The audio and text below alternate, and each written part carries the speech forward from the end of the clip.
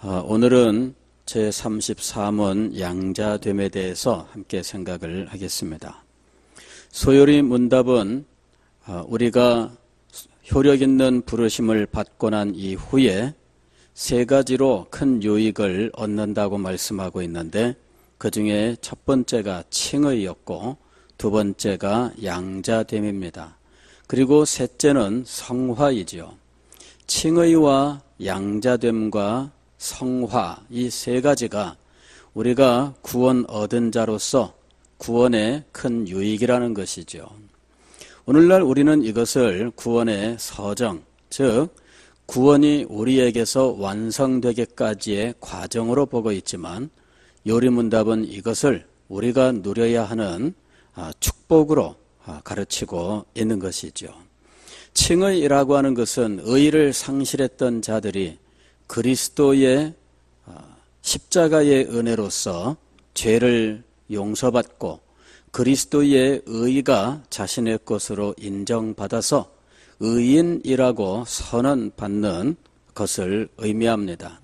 죄인이 더 이상 죄가 없다, 그리고 너는 의롭다라고 하는 선언을 받는 것은 너무나 놀라운 축복인 것이지요.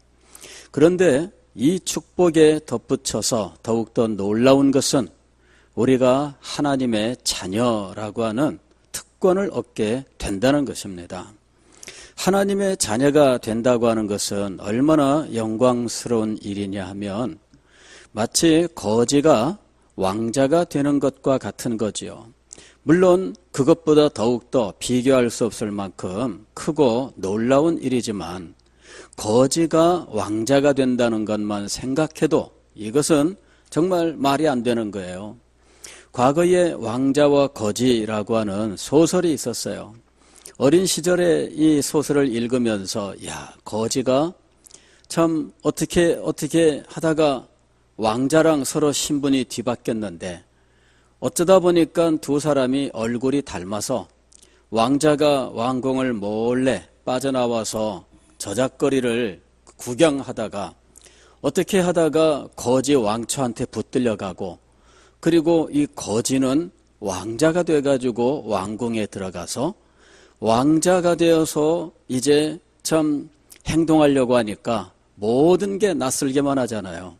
왕자는 거지가 되어서 내가 왕자다 그러니까는 거지 왕초가 네가 무슨 왕자야, 오히려 매만 맞고, 왕자는 거짓된 말과 행동을 하니까 왕자님 그러면 안 됩니다. 그래서 또 사람들이 막 또 왕자는 이래야 됩니다 하면서 귀찮게 굴고.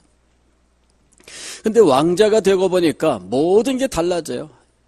아이고 왕자님 왜 이렇게 지저분해지셨습니까? 데리고 가서 목욕시키고 새로운 옷으로 갈아입히는데 세상에 평생 동안 구경도 못 해본 고급 옷으로 아름다운 옷을 만들어서 입히는 거예요.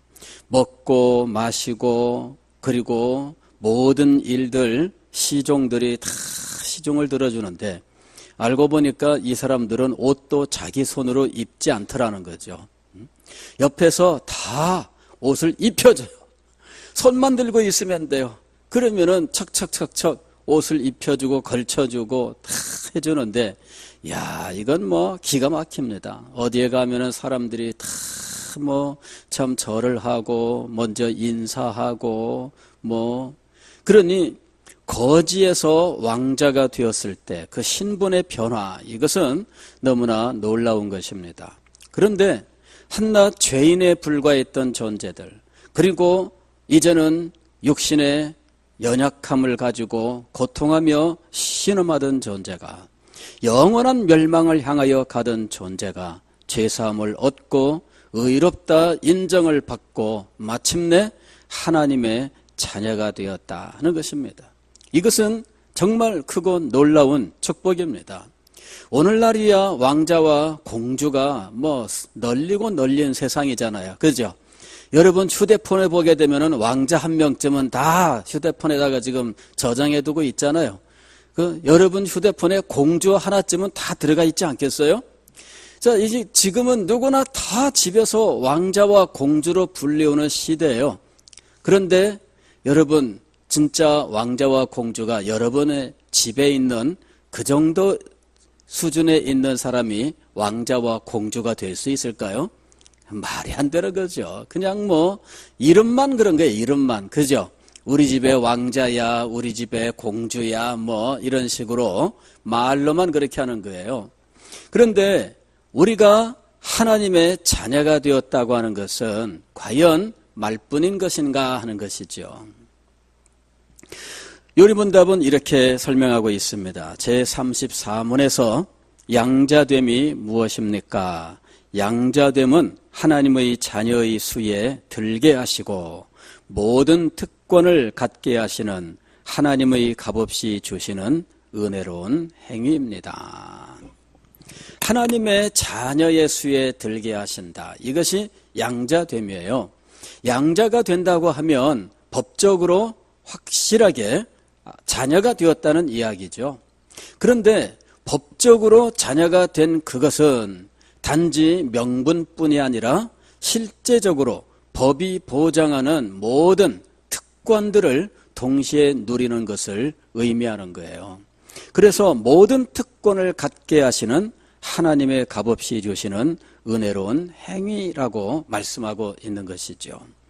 오늘 우리가 로마서 8장 14절부터 17절까지의 말씀을 읽었는데 여기에 보게 되면은 우리가 하나님의 자녀가 된다고 하는 것이 단지 명분뿐이 아니고 지상에서도 하나님의 자녀로서 말할 수 없이 영광스러운 특권을 누릴 뿐만 아니라 영원한 천국에서도 하나님의 자녀로서 특권을 누리게 된다 하는 사실을 말씀하고 있습니다. 오늘 14절 말씀을 보면 이렇게 말씀하지요. 무릇 하나님의 영으로 인도함을 받는 사람은 곧 하나님의 아들이라. 하나님의 아들, 아니 인간의 아들이라도 마찬가지 아니겠습니까? 우리가 우리의 자녀들을 아버지로서 어떻게 인도하며 어떻게 보살피며 어떻게 보호하고 어떻게 그를 축복하는지 이 모든 것들이 하나님께로부터 우리에게 더욱더 넘치게 임하는 거예요. 인간 아버지가 베풀어 줄 수 있는 것과는 비교할 수 없는 크고 놀라운 것들이 하늘의 아버지로부터 우리에게 임하게 되는데 오늘 로마서 8장 14절의 말씀은 하나님의 영으로 인도함을 받는다 이렇게 말씀하고 있어요.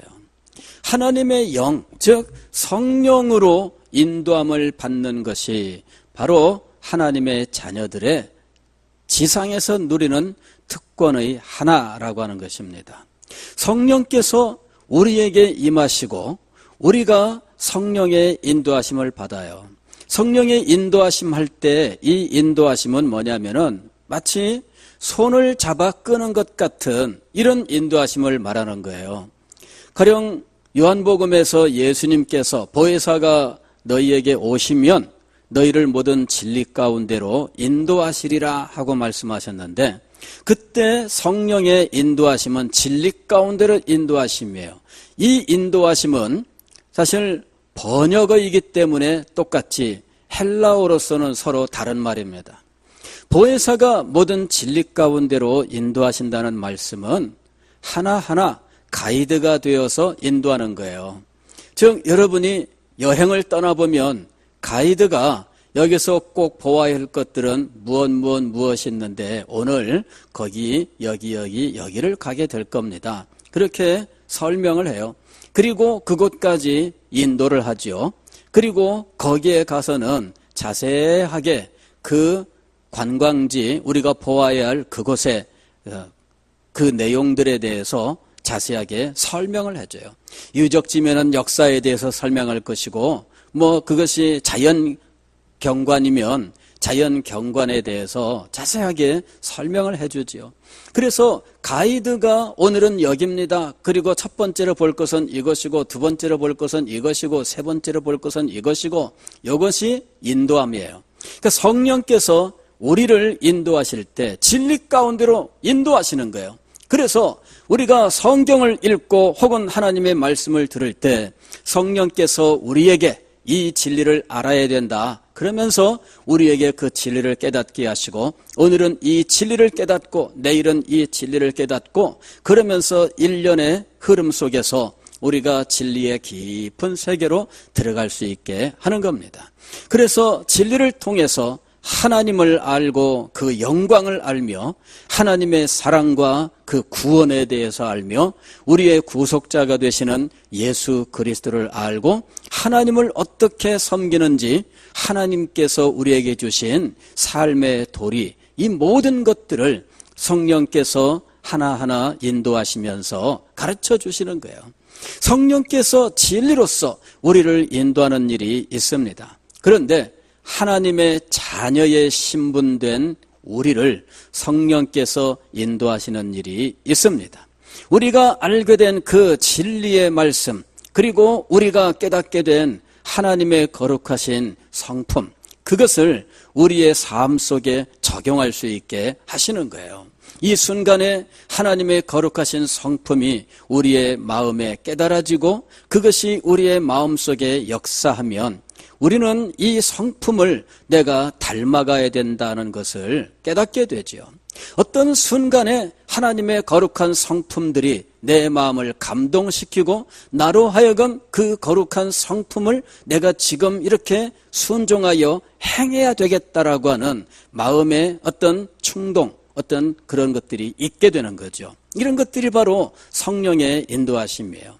성령께서 우리로 하여금 하나님의 자녀로서 하나님 아버지를 닮아가도록 우리의 성품에 우리의 생각, 우리의 삶의 원리 모든 것 속에 역사하시는 거예요.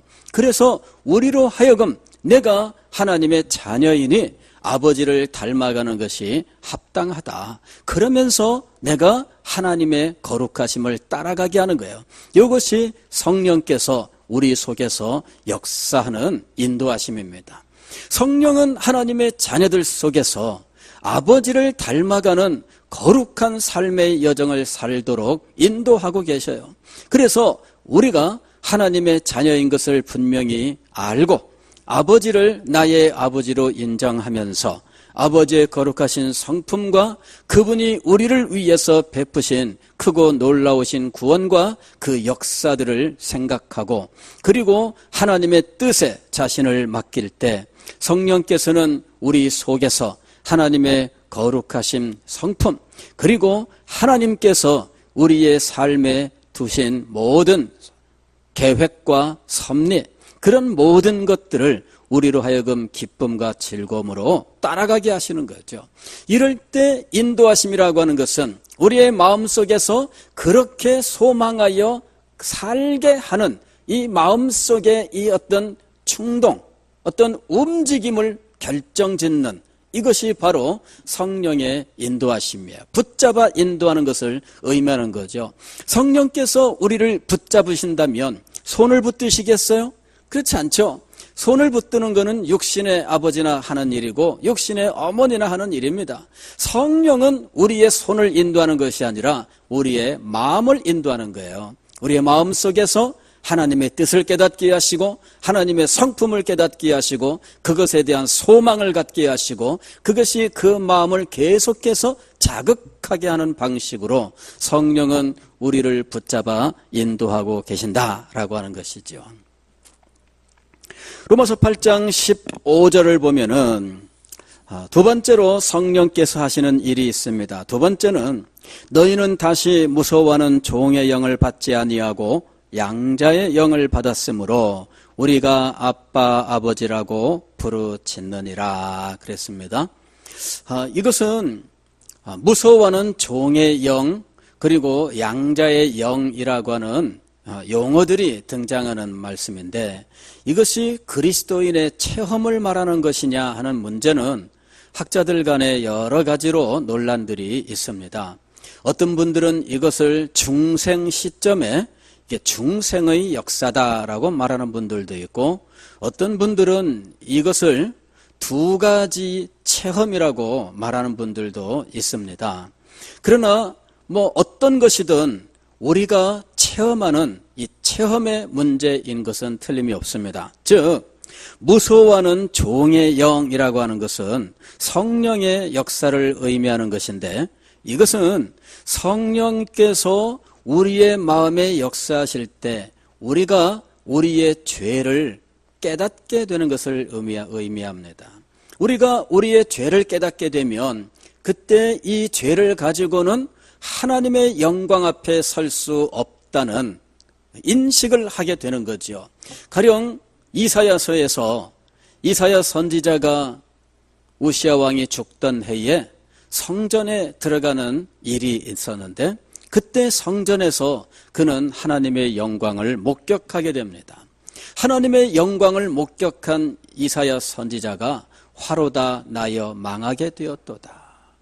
왜 그는 자신이 죽게 되었다고 외치게 되었느냐 하면, 계속해서 이유를 설명하는데, 이는 내가 죄 가운데 거하면서 하나님의 영광을 보았습니다. 하나님의 영광을 목격하였을 때 죄인이 갖게 되는 것은 자신이 하나님의 영광 앞에 설 수 없다는 것, 그리고 하나님의 영광으로 죄는 심판받고 멸망받는다고 하는 사실, 그것을 느끼게 되는 거죠. 그래서 이사야 선지자가 화로다 나여 망하게 되었도다 이렇게 외치게 된 거예요.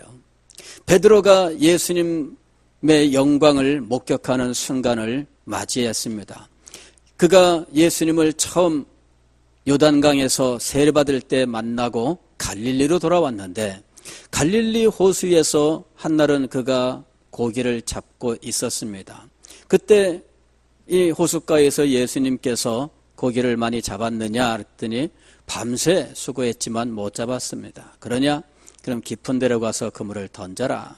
그물을 던졌더니 그물이 찢어질 정도로 물고기가 많이 잡혔어요. 그 사실을 본 베드로가 얼른 자기 옷을 챙겨 입고 예수님에게로 달려갔습니다. 물속으로 풍덩 뛰어들어서 정신없이 예수님께 다가갔는데, 그리고는 예수님께 베드로가 한 말씀이 굉장히 상황에 맞지 않는 말씀이에요.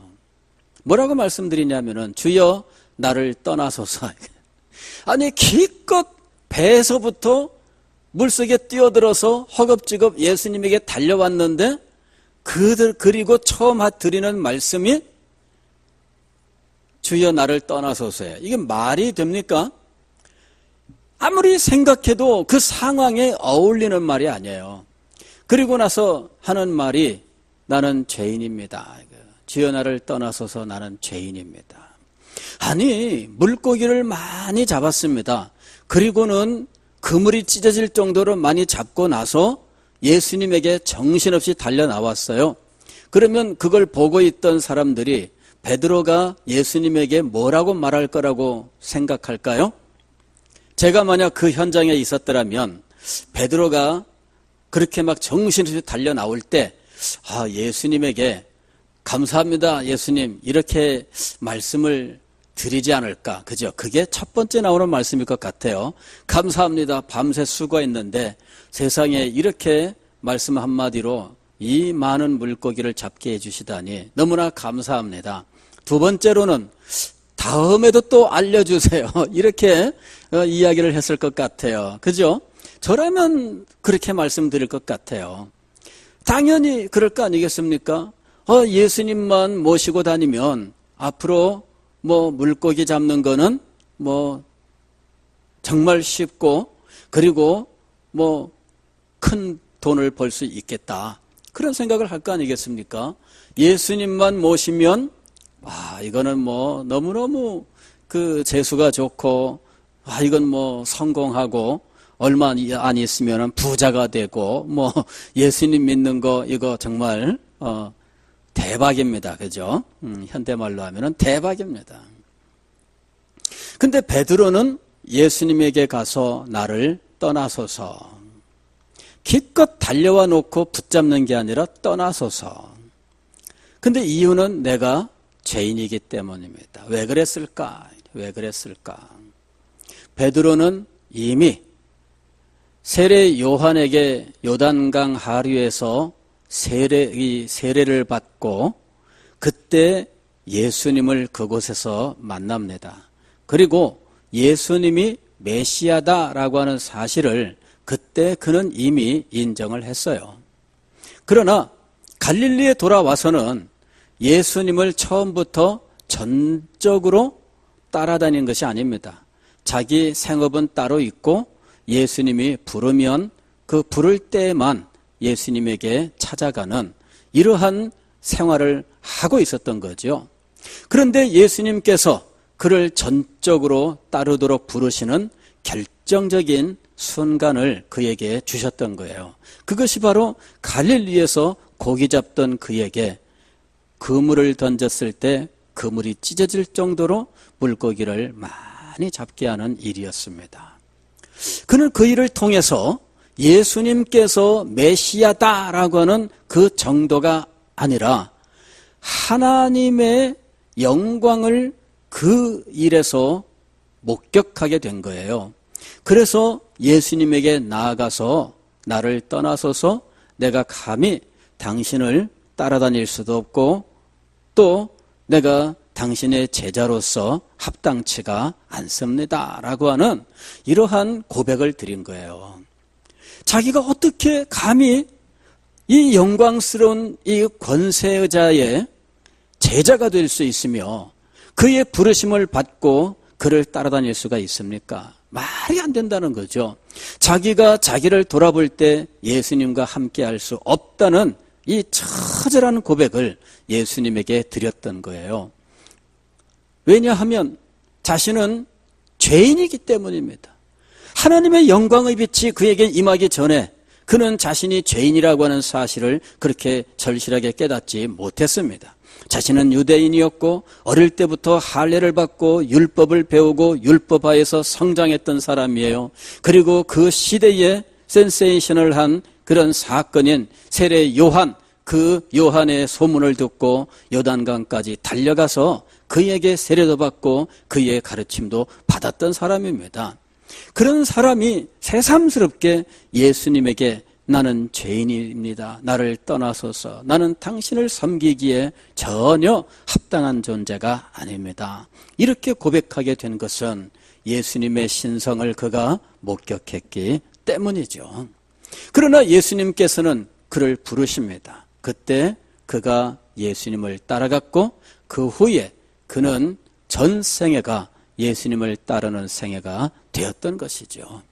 여러분, 이 무서워하는 종의 영이라고 하는 것은 이렇게 하나님의 영광을 깨닫고 자신의 죄를 철저하게 깨달으면서 하나님의 영광과 대비되는 자신의 죄인됨, 이것을 깊이 깨닫는 그 성령의 깨닫게 하시는 성령의 역사, 바로 이것을 의미하는 거예요. 그리고 두 번째로 여기 양자의 영이라고 하는 건 뭐냐면은 이것은 성령께서 우리로 하여금 그렇게 두렵고 떨리는 영광의 하나님을 자신의 아버지로 인식하게 하는 거죠. 이게 성령의 역사입니다. 로마서 5장을 보게 되면은 하나님의 사랑이 우리의 마음에 부은 바 되매니라고 하는 말씀이 나와요. 하나님의 사랑이 우리의 마음에 부은 바 되매니, 하나님의 사랑이 우리에게 부어질 때 그때 이 일은 누구의 역사냐면은 성령의 역사입니다. 그런데 하나님의 사랑이 우리에게 어떤 사랑으로 부어지느냐면은 아버지의 사랑으로 부어지는 것을 의미하는 거예요. 여러분, 사랑에도 종류가 있습니다. 뭐 선생님이 제자를 사랑하는 사랑도 있겠고요. 이웃 아저씨가 뭐 동네 아이들을 사랑하는 사랑도 있을 수 있죠. 그러나 아버지로서 그 자녀에게 베푸시는 이 사랑, 이것이 그에게 몸서리 쳐지도록 감격적으로 다가오는 어떤 순간, 바로 이것이 성령의 역사라고 하는 것이에요. 과거에 어떤 분은 이 양자의 영의 역사에 대해서 이렇게 이야기를 했습니다. 양자의 영의 역사는 예외적으로 하나님의 사랑, 즉 아버지로서 하나님의 사랑이 그에게 표현되는 것을 의미한다 그랬어요. 그러면서 한 가지 예를 들었는데, 아버지가 나를 사랑한다고 하는 사실은 평소에도 자녀들이 다 알고 있는 사실이에요. 우리 아빠는 나를 사랑해, 다 알고 있는 사실이죠. 그런데 그 사실을 예외적으로 경험하게 되는 어떤 순간, 즉 체험이 있다는 것이죠. 한 가지 예로서 같이 손을 잡고 걸어가다가 목마 태워줄까 하면서 아이를 옆구리 손을 잡아서 번쩍 들어가지고 아빠가 자기 목에다가 탁 걸쳐 얹었어요. 그리고 두 손을 잡고 뺑뺑뺑 돌면서 어떠냐 그랬더니 애는 손잡고 걸어다니던 때보다 더욱더 신나요. 그죠? 이래가지고 깔깔깔깔 웃으면서 그럴 때 딱 잡아서 번쩍 들어 올리는 순간부터 붕 위로 뜨는 거잖아요. 그러면서 목에 턱 걸터 앉았는데, 야, 평소에 저 밑에서 올려다보던 세상이 아니야. 그죠? 올려다보던 세상이 아니에요. 아이들에게 사람 얼굴을 그리게 하라면은 보통 아이들은 점을 찍는 경우가 많습니다. 점을 찍는 경우가 많은데 이유는 뭐냐면은 아이들 입장에서는 콧구멍이 보인다는 거죠. 그래서 어른들을 보게 되면은 콧구멍이 보이는 게요, 얼굴을 보면은. 그래서 점을 찍는 경우가 많대요. 그게 바로 아래에서 보는 거예요. 아래에서 보는 거. 과거에 어떤 그 분이 자기가 목격한 것을 기록을 했는데요. 미국의 이 스미소니언 박물관이라고 하는 데가 있어요. 굉장히 유명한, 세계적으로 유명한 곳입니다. 그런데 거기에서 어떤 그 젊은 아가씨인가, 하여튼 이 젊은 어떤 분이 거의 무릎을 꿇다시피 하면서 계속 이렇게 다니고 있더래요. 그래가지고 저분이 몸이 불편한가 하고, 가만히 관찰했는데, 몸이 불편한 사람은 아니야. 왜냐하면 이동할 때 보면은 정상적으로 걷거든요, 멀쩡하게. 그러다가 어떤 순간에는 또 무릎으로 다녀. 그거 왜 그럴까 궁금해서 가서 물어봤대잖아요. 제가 저쪽에서 보니까 이렇게 걷다가 갑자기 무릎을 꿇고 또 정상적으로 일어나서 걷다가 또 무릎을 꿇는데 그 이유가 뭡니까? 너무나 궁금합니다. 이렇게 물어봤다는 거예요.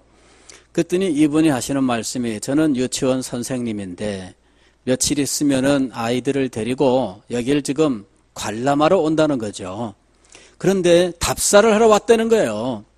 답사하러 왔으면 우리는 어떻게 돼요? 카탈로그 받아 들고 쭉 다니면서 여긴 뭐 있고 여긴 뭐 있고, 그러면 이제 답사 끝나는 거잖아요. 그런데 이 선생님은 지금 여기 와서 이거를 보아야 되는 아이들의 눈높이, 아이들 키가 선생님 허리 정도 올 거 아닙니까? 그러면 그 정도 눈높이에서는 뭐가 보이나?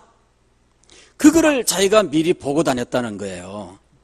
유치원 선생님으로서 이 아이들을 지금 인도해야 되는데 아이들의 눈높이에 맞춰서 지금 이 관람할 모든 것을 다 보는 거예요. 작품들도 아이들 눈높이에서 보면서, 자, 너희들 뭐가 보이지 그러는데 선생님이 자기 키에 맞춰서 보면서 뭐가 보이지 그러면 아이들 입장에서는 제대로 보이겠어요? 그 눈높이에 맞춰서 본다는 거예요. 아이들이 이 땅에서 키가 작아서 그 작은 키에서 보이는 세계가 있습니다. 그런데 아이들이 정말 좋아하는 건 뭐냐면은 그렇게 땅과 가까운 자기 눈높이에서 보던 세계를 벗어나는 거죠. 번쩍 들어 올렸을 때, 자, 봐라 이거죠. 그럴 때 아이들은 신세계를 경험하는 거예요. 하나님의 성령께서 우리에게 하나님의 사랑을 깨닫게 하시는데 그 사랑이 말할 수 없이 크고 놀랍다는 것, 전율할 것만 같은 그러한 강렬한 체험으로 우리에게 하나님의 사랑을 경험하게 하시는 거죠. 이것이 바로 양자의 영입니다. 자, 이분이 이제부터 네 아버지다. 근데 아버지가 실감이 안 나는 거죠. 그렇게 아는 아버지는 실감이 나지 않아요. 사랑을 몸서리 쳐지도록 받으면서 정말 아버지구나라고 하는 사실을 자기의 마음 깊은 곳으로부터 저절로 인정하게 만드는 바로 그런 일, 그게 바로 성령께서 하시는 일이다 하는 거예요. 여러분, 하나님의 자녀가 된다고 하는 것은 너무나 놀라운 일인데 이것은 단지 명분만의 문제가 아니라 실제적인 일입니다. 지상에서 하나님의 자녀로서 우리가 누리는 놀라운 축복이 있는 것입니다. 그런데 우리는 지상에서뿐만 아니라 하늘에서도 하나님의 자녀로서 너무나 크고 놀라운 것을 누리게 되는 것이죠. 바로 이것이 17절입니다. 17절. 16절은 계속해서 양자의 영에 대한 설명이에요. 성령이 친히 우리의 영과 더불어 우리가 하나님의 자녀인 것을 증언하시나니. 그 다음에 17절은 하늘에서 우리가 누리는 축복입니다. 자녀이면 또한 상속자 곧 하나님의 상속자요 그리스도와 함께한 상속자니. 그랬어요. 상속자의 축복이 주어집니다. 하늘에 기업이 있고 그 기업을 예수 그리스도께서 상속하시는데 우리는 그리스도 안에서 이 모든 것들을 함께 상속하게 됩니다. 하나님의 상속자로서 상속받게 되는 것에는 왕권이 있어요. 왕권. 이건 뭐냐면은 왕권은 왕의 권세잖아요. 왕의 권세를 우리가 받아요. 그래서 왕의 권세를 받는 자들에게 면류관이 주어지는 거예요. 면류관이라고 하는 것은 왕과 왕의 자녀들이 쓰는 겁니다. 여러분, 왜 왕관이라고 우리가 보통 말하잖아요. 머리에 쓰는 금으로 다이아몬드로 장식한 이 왕관이 있어요. 그래서 이 크라운이라고 하는 왕관이 있고요. 티아라라고 하는 왕관이 있잖아요. 공주들이 쓰는 그 티아라에 그게. 크라운이라고 하는 거는 여러분 이렇게 둥글게 이렇게 금 보석으로 막 박은 게 있어요. 그러니까 그런 것들은 그냥 아무나 쓰는 게 아니에요. 왕과 그 후계자들이 쓰는 겁니다. 그래서 상속받게 되는 것은 왕권이에요. 왕권. 하나님 나라의 왕권을 상속을 받고 그리고 그 하나님 나라에 속한 모든 것들을 상속받게 되는 거예요. 그러니 지상에서는 성령으로 말미암아 인도받는 삶, 그리고 양자의 영의 역사로 말미암아 예외적인 하나님의 사랑을 풍성하게 받으면서 살다가 하늘에 가서는 왕권과 하나님 나라의 모든 것들을 기업으로 상속받게 되는 놀라운 은혜를 입는 거예요. 그러니까 이 양자됨이라고 하는 것은 너무나 놀라운 특권입니다. 우리가 하나님의 자녀가 되었다, 그리고 하나님의 양자가 되었다라고 하는 것, 여러분 이것을 가볍게 생각하면 안 돼요. 지상을 살면서 우리가 이 크고 놀라운 축복들에 대해서 늘 깊이 묵상을 해야 됩니다. 그리고 이 은혜에 대해서 하나님 앞에 늘 감사하고 그 축복을 누리는 삶을 살아야 한다는 거죠. 많은 사람들이 이 양자됨의 축복을 알지 못해요. 아니, 이것을 관념적으로는 알고 교리적으로는 알지만 그러나 양자됨의 축복을 참되게 누리고 있지는 못합니다. 여러분, 우리는 하나님의 자녀가 되었습니다. 단지 명분에서 하나님의 자녀가 되는 것이 아니라 지상에서 실질적으로 하나님의 자녀로서 이미 그 특권과 은혜들을 누리고 있으며, 그리고 이것은 천국에서도 우리가 궁극적으로 그리고 찬란하게 상속받게 된다고 하는 거예요. 다만 우리가 지상의 삶을 사는 동안에 이 세상에서 여러 가지 고난을 겪는 수가 있기는 합니다. 고난을 겪는 경우가 있기는 합니다. 그 고난은 크게 두 가지로 오겠죠. 하나는 이 세상의 여러 가지 일들 속에서 이 세상 사람들이 겪는, 이 세상에서 겪는 다양한 아픔과 고통들, 그런 것들 우리들도 이 세상에 살기 때문에 누리게 되겠죠. 그 다음에 다른 하나는 아버지로서 그 자녀를 바르게 교정하기 위하여 징계하시는 경우에 겪는 고난이 있겠지요. 어떤 일이든 우리는 그 속에서 오히려 하나님의 사랑을 더 깨닫고 하나님의 그 인도하심 속에서 하나님의 자녀로 더욱더 합당하게 연단받는 것은 분명합니다. 그런데 그때에 우리가 늘 마음속에 가지고 있어야 하는 마음은 자세는 뭐냐면은 우리는 하나님의 자녀다. 하나님의 자녀다. 그거를 마음속에 늘 기억하고 있어야 돼요. 여기 18절 말씀을 보면은 이렇게 얘기하죠. 생각하건대 현재의 고난은 장차 우리에게 나타날 영광과 비교할 수 없도다.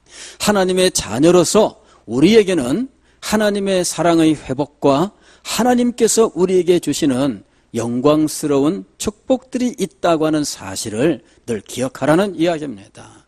이것을 묵상하고 이것을 늘 마음속에 새기고 이것을 붙들고 살아가야 돼요.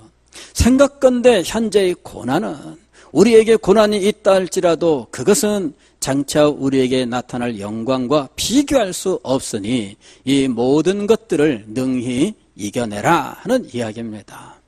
하나님의 자녀로서 우리가 주께 받은 은혜와 특권이 얼마나 놀라운지, 지상에서 우리가 이런저런 아픔과 고통을 겪는 일은 있을 수 있으나 그러나 그것조차도 지나갈 뿐이며 장차 우리에게 나타날 영광과는 비교할 수 없다는 사실, 얼마나 놀라운지 모르겠습니다.